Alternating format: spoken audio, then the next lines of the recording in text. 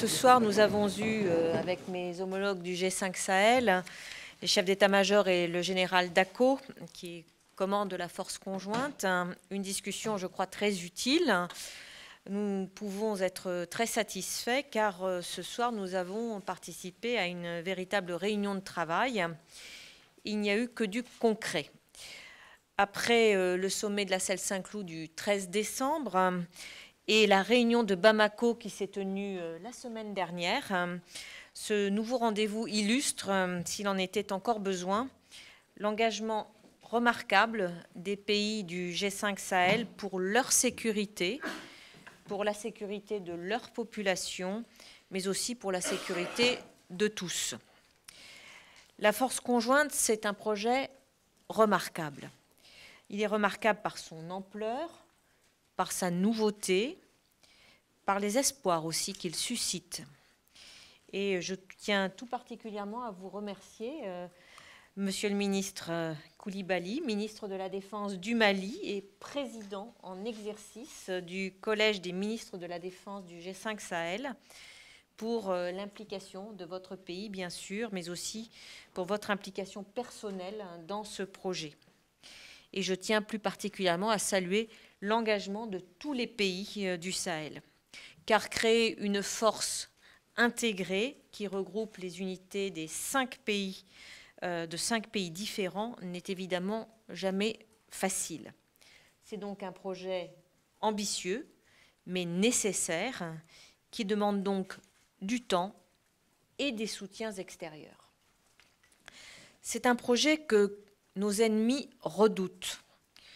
Et si quiconque pouvait encore en douter, les déclarations de certains ce week-end ont dissipé toute ambiguïté.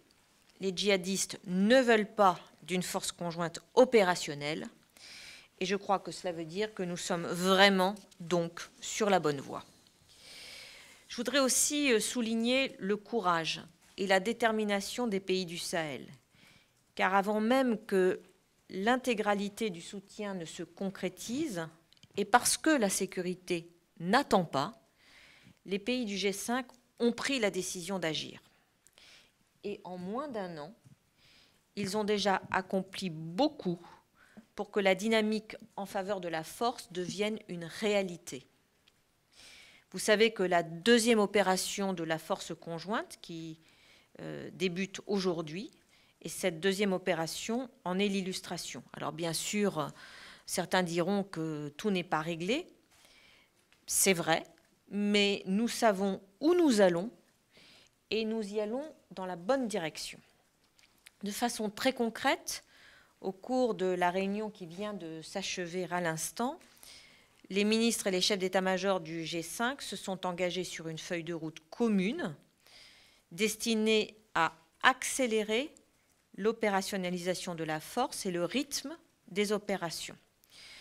Donc, ce qui a été évoqué, ce sont les responsabilités des différents échelons de commandement qui ont été clarifiées, les conditions de génération de la force qui ont été précisées, la priorité accordée au fuseau-centre a été rappelée, concrétisée par des renforcements en effectifs avant le printemps, et le calendrier des opérations a été lui-même ajusté.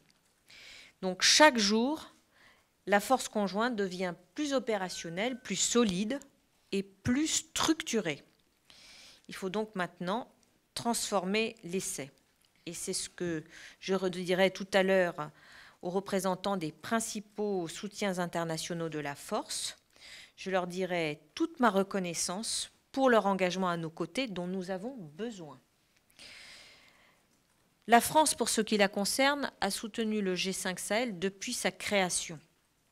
Nous avons soutenu la création également de la force conjointe, au-delà du G5 Sahel lui-même, et nous continuerons à nous engager aux côtés de nos partenaires et de nos amis pour leur sécurité et pour la nôtre.